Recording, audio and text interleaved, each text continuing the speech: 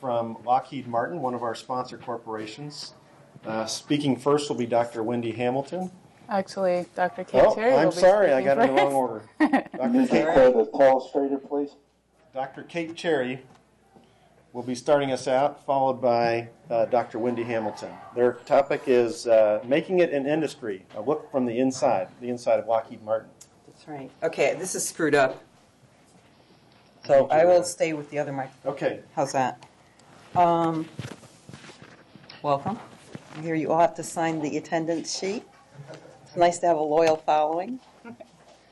Okay, basically what we were asked to do is kind of tell you what Lockheed Martin has for new college hires. So new hires, and then how we look out for you in your career in Lockheed Martin, say up to your first 5 years, at which point I would consider you sophisticated and Lockheed Martin needs. So at that point, we kind of figure you're ready to fight your own battles, and we kind of let you loose on your own. But up to then, we have a couple programs to kind of help you get through the system, because what you may not be aware, having been in academia a good part of your life, unless you've done some internships, is that every corporation has its own culture. And the first thing you want to do is figure out what that culture is all about, because that's how you win. So let's get going on this. I've kind of talked through this. I'm going to talk to these three programs.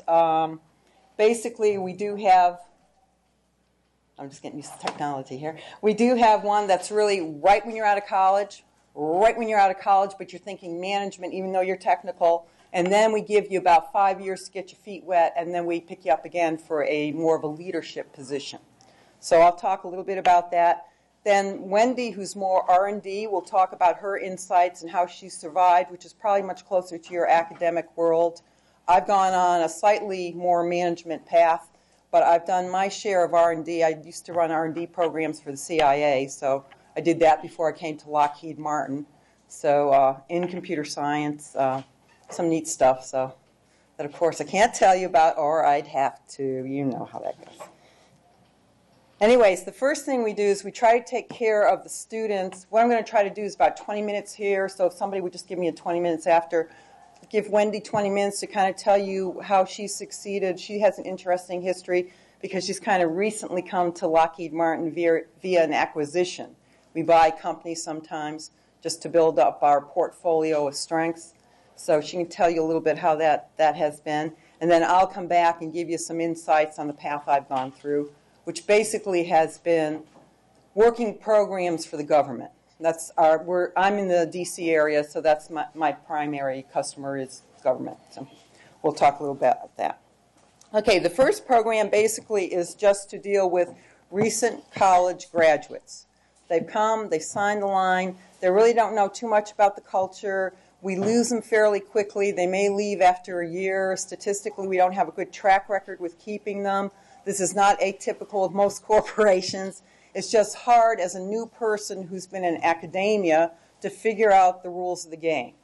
So it was worth it to us, especially with, I'm sure you've heard the demographics about the baby. I guess I don't need my backpack much longer. The demographics of baby boomers all kind of going out at the same time, and we have to look to our new hires and our fairly recent hires to supplement the big exodus. So we have to make sure that we have those people in place.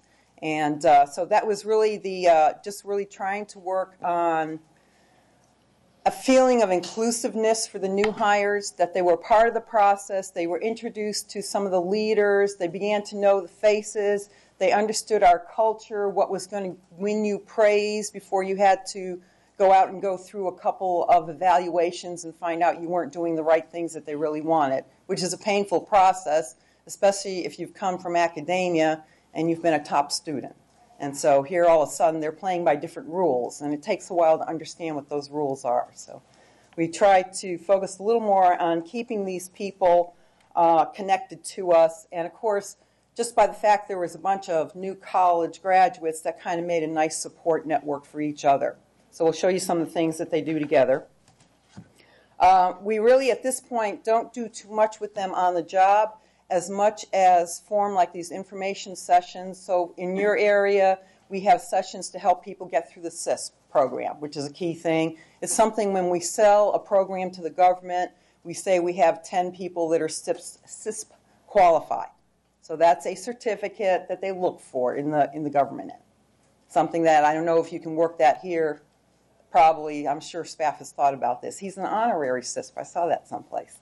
So he has been honorarily inducted into the CISP group. A lot of peer-to-peer mentoring, like I was talking about there, and that's really where they work together to get through different exams and kind of help each other share information. There is, since a lot of the work we do is with the intelligence community, there's a need for clearances. Now, some recent college hires come with that already if they happen to have walked into that area, maybe through, well, up our neck of the woods, NSA hires a lot of interns. Sandia National Labs down in New Mexico hires a lot of interns and gets them clearances. So I don't know how you all work into that, but that's something that you might be put into a status of waiting your clearance. And so at that time, that's a good time to get all these kinds of certificates, extra things that you want to get done, start your master's. If it's in a related field, Lockheed Martin will pay for that. Start working on that. So that's where a lot of people do that. Again, the networking is important, especially for people who are new to any company. There's that need for people to say, hey, you're part of us. We recognize that. And Lockheed Martin really, it does have a strong stance on volunteer work. When I was working in Orlando, we would, like a pack of us, took on repainting some kind of rehabilitation center. We painted like 5 buildings all one afternoon, all one Saturday, and we just all got out there, blue, blue, blue, every place. So we do a lot of that. This is new hires.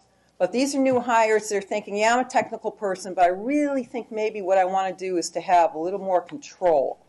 I'm thinking the path you can take as a technical person, if nobody's told you, and this is typical in the government too, is you can go down a path of being an individual contributor and stay technical and go your heights that way. Or you can kind of veer, I'm a technical person, I understand all the innuendos of technology, but I think I want to go into management and control money and control people. Well, if you have a higher level degree, they often expect you to head in that direction. That's true. We'll get to all that. We'll get to that. But it is something that you want to start thinking about. If you think even at the beginning that you're thinking management, because we have, in this program, again, when I was in Orlando, we had people that would sign up for that almost right out of college. And they would start working that path. They get networked very quickly. So they figure out, who these people are right in the beginning and start working with them. Grooming them is the word. Start getting them ready for the management charm school and all that. Okay. The key thing in this is now you're not so much into a dive down like you were maybe in academia, but a little more broad perspective. You might be an information assurance person, but you might be also computer networking. Now you're interested in the gig because that's something that's big to the Department of Defense. So you kind of take your range out. You still have your dive down expertise, but you're kind of getting broader. So there's a variety of disciplines we're probably looking for there. Emphasizing solutions. Now that should be something that come to you almost as natural strength coming out of academia. Everything you did was about solving problems. So that should be a strength you bring to any corporation. So it's just a matter of establishing in their minds that you have that strength. Okay, here's something that I found different because I was kind of a work-by-myself person. And when I was in the CIA, I ran programs by myself. And before that, I was teaching in Florida, and I did that by myself. So it took me a while to get used to the idea of a team mentality. But with Lockheed Martin especially, and you'll find different corporations, different stances on this, working with a team is important. Now, be wary, because working with a team doesn't mean you lay down and don't take any credit for what you're doing. You got to be careful not to fall into that, because sometimes that, you hear team, you think, okay, well, now I can't take any credit. So you have to kind of walk on that edge carefully. But they certainly do emphasize, good team player, has helped organize this and that. These are the things they're looking for, is that you've reached out to other people. Good outreach, talks to a lot of people network.